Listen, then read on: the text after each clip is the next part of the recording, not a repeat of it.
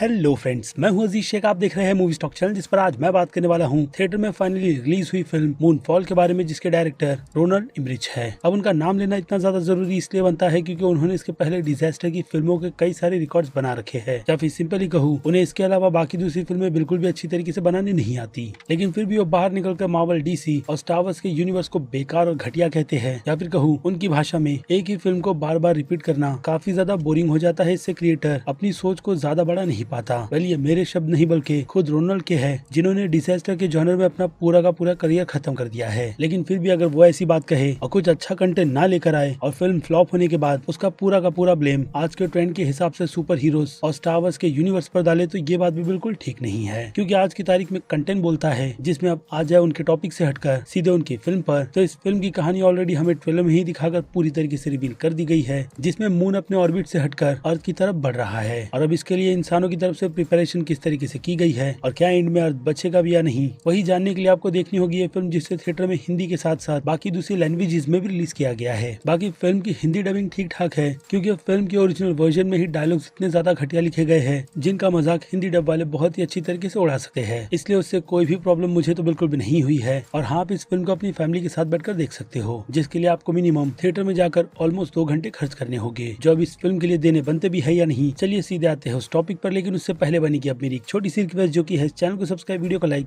और शेयर करने की।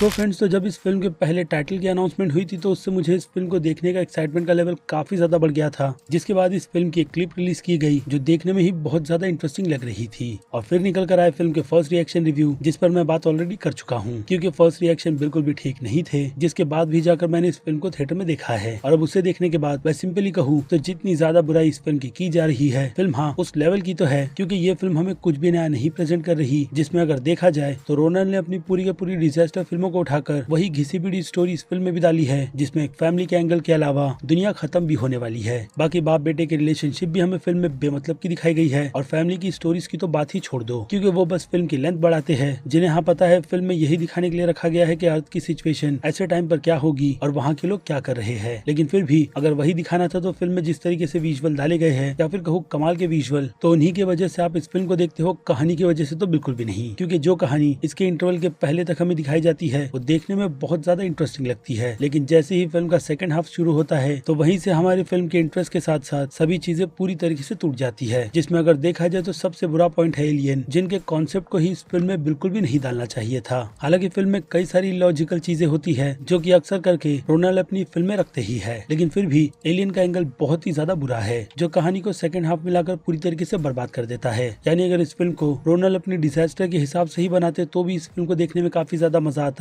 लेकिन अगेन कहूंगा, उनके दिमाग में ही डिजास्टर चल रहा होगा, जिन्होंने इस तरीके की स्टोरी सोचकर सेकंड हाफ को बर्बाद किया है। बाकी अब वीएफएक्स पर बात हो ही रही है, तो फिल्म के अलग से वीएफएक्स वो बहुत ही ज्यादा अच्छे हैं, लेकिन यहाँ पर डिपार्टमेंट की तरफ से जो काम एक्टर्स को ग्रीन स्क्रीन में डालने का किया गया है, उसमें वीएफएक्स बहुत ही ज्यादा पुअर है, जिसे स्क्रीन पर ही देखकर हमें समझ आ जाता है कि कहाँ पर ग्रीन स्क्रीन की मदद ली जा रही है। बाकी फिल्म में अच्छे एक्टर होने के बावजूद भी कोई भी ऐसा शाइन करता हुआ नजर बिल्कुल भी नहीं आएगा, और ना ही अपनी परफॉर्मेंस से हमें इम्प्रेस करते हुए। इसलिए उनके कैरेक्टर के बारे में बात करके कोई मतलब बिल्कुल भी नहीं बनता है, क्योंकि कैरेक्टर डेवलपमेंट ही इस फिल्म से पूरी तरीके से गायब है। लेकिन अगर बात करें जॉन ब्रैडली के कैरेक्टर की, तो उनके हिस्से थोड़ी प्रॉमिसिंग परफॉर्मेंस और अच्छे लाफिंग मोमेंट्स आए हुए हैं। बाकी जितने भी एक्टर्स हैं फिल्म में बस अपने रोल को निभा रहे हैं, या फिर कहूँ फिल्म को आगे बढ़ाने में मदद कर रहे हैं, जिस कारण से मेरी नजर में तो ये फिल्म एक ऐसी टाइम पास सी फिल्म बनकर रह जाएगी, जिसे आप अपने खाली समय में या फिर कहूँ थिएटर में कुछ एक्सपीरियंस करना है तो जाकर डेफिनेटली देख सकते हो। जी हाँ, अब फिल्म की इतनी ज्यादा बुराई करने के बाद भी, क्योंकि फिल्म में बोरिंग एलिमेंट्स के साथ साथ अच्छे और फन मोमेंट्स भी डाले गए हैं, जिन्हें देखते वक्त हमें हंसी तो आती है, लेकिन ऐसा नहीं कि हम उठकर चले जाए और इस फिल्म की भर भर कर बुराई करे। क्योंकि टाइम पास या फिर कहो मासेस ऑडियंस को ध्यान में रखकर जैसे एलिमेंट फिल्म में डाले गए हैं, उससे उन्हें तो काफी ज्यादा मजा आने वाला है। बाकी फिल्म का डायरेक्शन ठीक ठाक है। इसके अलावा हमें फिल्म में जितने भी डिपार्टमेंट का काम देखने मिलता है वो भी बहुत ही ज्यादा एवरेज माना जाएगा, जिनमें फिल्म के कलर करेक्शन, थोड़ी लंबी एडिटिंग, ठीक ठाक सा बीजीएम अपनी पेस को पकड़ कर रखता है। जिनसे हटकर आप सीधे आ जाते हैं फिल्म की रेटिंग पर, जिसमें अगर मैं बात करूँ फिल्म के एक्शन की, तो एक्शन के लिए रेटिंग 5 में से 3.5 स्टार की बनेगी, और कॉमेडी के लिए बनते हैं 1 स्टार। जिसके बाद बात करें फिल्म के ड्रामा की, तो उसके लिए मैं इस फिल्म को 5 में से 2 स्टार की कैटेगरी में रखूंगा। बाकी सस्पेंस जो फिल्म है वो हम ऑलरेडी ही गैस कर लेते हैं, जिस कारण से मेरी नजर में सस्पेंस की रेटिंग 5 में से 0 स्टार डिजर्व करती है। और आ जाए फिल्म के हॉरर थ्रिल के एलिमेंट पर, तो इन दोनों चीजों को एक्शन के साथ में रखकर अगर देखा जाए तो ये रेटिंग